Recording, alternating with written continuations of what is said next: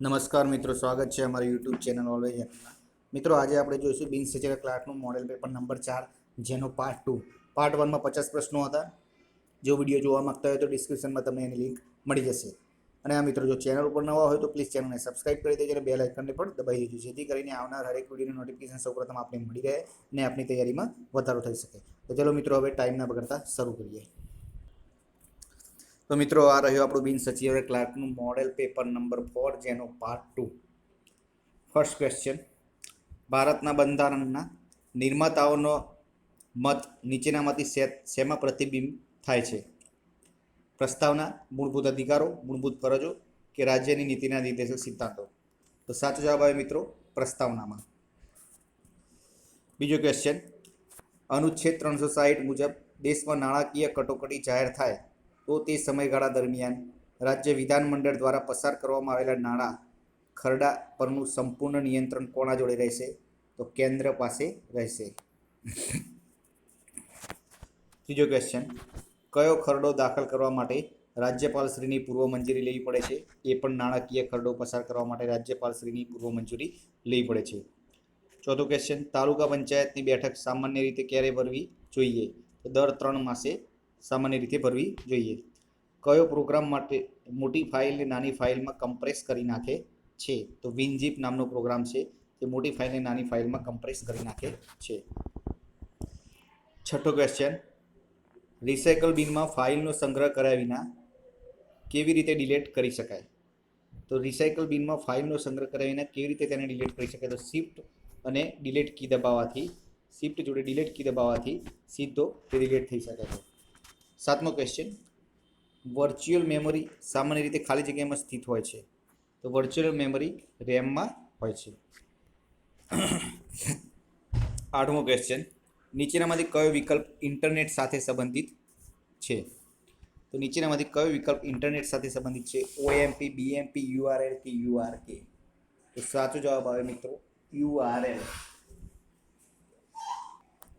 નવમો ક્વેશ્ચન: સીડી અથવા ડીવીડીમાં ડેટા કયા સ્વરૂપે સંગ્રહિત હોય છે?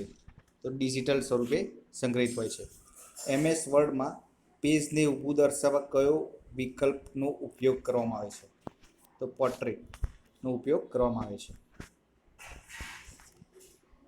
એમએસ વર્ડમાં ફોન્ટ અને સાઇઝ બદલવા માટે કયા ટૂલબારનો ઉપયોગ કરવામાં આવે છે? તો ફોર્મેટિંગ ટૂલબારનો ઉપયોગ કરવામાં આવે છે. નીચેનામાંથી એક સુવિધા વર્ડ એપ્લિકેશનમાં જોવા મળતી નથી. Data filter, spell check, word account કે નહીં? તો સાચો જવાબ આવે ડેટા ફિલ્ટર. બ્લોગનો સંબંધ કયા ક્ષેત્ર સાથે છે? તો ઇન્ટરનેટ સાથે સંબંધ છે.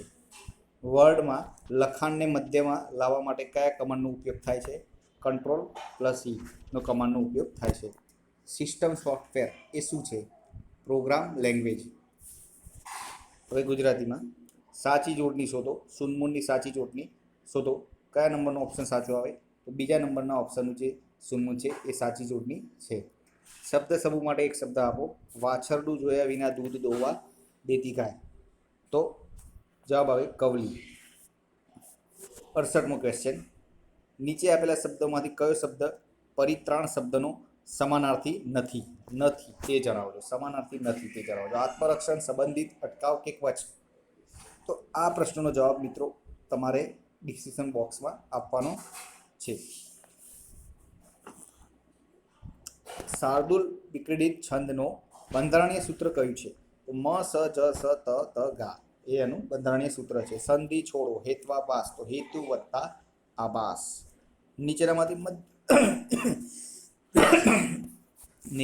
મધ્યમ પદલોપી સમાસનું કયું ઉદાહરણ નથી? અધમુઓ, ભજન માંડવી, સિંહાસન, દેવાશંકર. તો કયું ઉદાહરણ નથી? તો અધમુઓ. નીચે પૈકી સંજ્ઞા દર્શાવતો શબ્દ કયો છે? પૈસાદાર, ડરવું, દરિયો કે ઊંડું? તો સંજ્ઞા દર્શાવતો શબ્દ કયો છે? તો દરિયો. જુઓ, દરિયો. જુઓ, પેલો ચોર ભાગ્યો. પેલો કેવા પ્રકારનું સર્વનામ છે? તો દર્શક પ્રકારનું સર્વનામ છે. કોઈને વધારે કામ કરવું નથી. વધારે વિશેષણનો પ્રકાર કયો છે? પરિણામવાચક. નીચેનામાંથી પ્રશસ્તિનો વિરોધી શબ્દ જણાવો. તો પ્રશસ્તિનો વિરોધી શબ્દ જણાવો. સ્તુતિ, નિંદા, વખાણ કે પ્રશંસા? તો નિંદા. વ્યવસ્થા તંત્રીય સિદ્ધાંત કોને લાગુ પડે છે? ધંધાના પ્રકારોને, મજૂરીની નિમિત્તે, સંસ્થાના માળખાને કે ઔદ્યોગિક સંબંધને? તો વ્યવસ્થા તંત્રીય સિદ્ધાંત સંસ્થાના માળખાને લાગુ પડે છે. ધ્યેયલક્ષી સંચાલનમાં ઉપરી અધિકારી અને સહકાર્યકર કેવી રીતે કાર્ય કરે છે? સ્વતંત્રપણે, સંયુક્તપણે, એક અને બે બંને, કે ઉપરોક્તમાંથી એક પણ નહીં? તો સાચો જવાબ આવે સંયુક્તપણે કામ કરે છે. કર્મચારી દ્વારા પોતાની ઉપરી અધિકારીને આપવામાં આવતી કઈ બાબત નીચેથી ઉપર તરફ માહિતીનો સંચાર કહી શકાય? નીચેથી ઉપર તરફ. દસ્તાવેજ, પત્ર, રજા રિપોર્ટ કે અહેવાલ? તો સાચો જવાબ આવે અહેવાલ. પોસ્ટ કોર્પ સૂત્રના પ્રણેતા કોણ છે? લ્યુથર ગ્યુલિક. એક જ પ્રકારની માહિતી માટે કયા પ્રકારની આવૃત્તિ વધુ અનુકૂળ ગણાય છે? સ્તંભાગ, એટલે સ્તંભ આકૃતિ વધુ અનુકૂળ ગણાય છે એક જ પ્રકારની માહિતી માટે. તમે તમારા માણસોને સાચવો, તમારા માણસો બાકીનું બધું તમારું સાચવી લેશે. આ વિધાન કોણે કહ્યું છે? પ્રોફેસર ઉર્બિકે કહેલ છે. દોરવણીના મુખ્યત્વે કેટલા તત્વો છે? દોરવણીના મુખ્યત્વે 4 તત્વો છે. દુનિયામાં ભાગ્યે જ મળતું વિલેન્ટોનાઇટ ખનિજ ગુજરાતના કયા જિલ્લામાંથી મળી આવે છે? તો બનાસકાંઠા જિલ્લામાંથી મળી આવે છે. કડી અને કલોલ તાલુકાનો વિસ્તાર અન્ય કયા નામે ઓળખાય છે? ચરોતર, દસકોઈ, કાનમ કે ખાખરિયા ટપ્પા? તો ખાખરિયા ટપ્પાના નામે ઓળખાય છે. અલિયા બેટ કઈ નદીના મુખ્ય પ્રદેશમાં આવેલો છે? તો અલિયા બેટ તાપી, મહી, નર્મદા કે સાબરમતી? આ 4 નદીમાંથી કઈ નદીના મુખ્ય પ્રદેશ પર આવેલો છે? તો આ પ્રશ્નનો જવાબ મિત્રો કોમેન્ટ બોક્સમાં આપવાનો છે. FSSAI દ્વારા ભારતમાં પ્રસિદ્ધ થયેલા ફૂડ સેફ્ટી ઇન્ડેક્સ 2018-19માં ભારતનો કયો કેન્દ્રશાસિત પ્રદેશ પ્રથમ ક્રમે છે? તો ચંદીગઢ. ગુજરાત 100% રસીકરણ માટે ગુજરાત સરકારના આરોગ્ય વિભાગ દ્વારા શેની સાથે કરાર કરવામાં આવે છે? તો શેની સાથે? તે એકેડમી ઓફ પીડિયાટ્રિક્સ ગુજરાત જોડે કરાર કરવામાં આવેલ છે. તાજેતરમાં ચર્ચામાં રહેલ FATFનું પૂરું નામ શું છે? તો ફાઇનાન્શિયલ એક્ટિવિટી ટાસ્ક ફોર્સ એનું પૂરું નામ છે. આંતરરાષ્ટ્રીય નાવિક દિવસ કયો દિવસ ઉજવાય છે? આંતરરાષ્ટ્રીય નાવિક દિવસ તરીકે કયો દિવસ ઉજવાય છે? તો 25 જૂન. ગુજરાતમાં નવા CNG પંપ ચાલુ કરવા માટે ગુજરાત સરકાર દ્વારા તાજેતરમાં કઈ યોજના લોન્ચ કરવામાં આવી છે? તો CNG સહભાગી યોજના.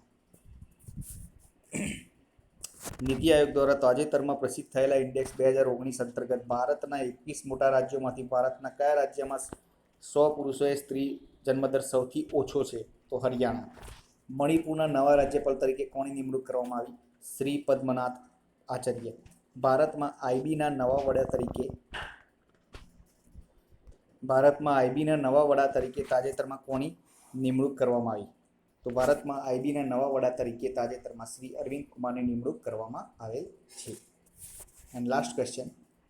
તાજેતરમાં G20 સમિટ 2019નું આયોજન ક્યાં થયું હતું? જર્મની, જાપાન, આર્જેન્ટિના કે સાઉદી અરેબિયા? આ 4માંથી એક જવાબ સાચો છે, જે તમારે નીચે કોમેન્ટ બોક્સમાં આપવાનો છે. અને હા મિત્રો, વિડીયો પસંદ આવ્યો હોય તો વિડીયોને લાઈક કરજો, પોતાના મિત્રો જોડે શેર કરજો અને કોમેન્ટ જરૂરથી કરજો. અને ચેનલને સબસ્ક્રાઈબ ના કરી તો સબસ્ક્રાઈબ કરી દેજો અને બેલ આઇકનને પણ દબાવી દેજો, જેથી કરીને હરેક વિડીયો નોટિફિકેશન સૌ પ્રથમ તમને મળી રહે. તો ચલો મિત્રો, હવે કાલે નવા વિડીયો સાથે મળીશું. જય હિન્દ, જય ભારત.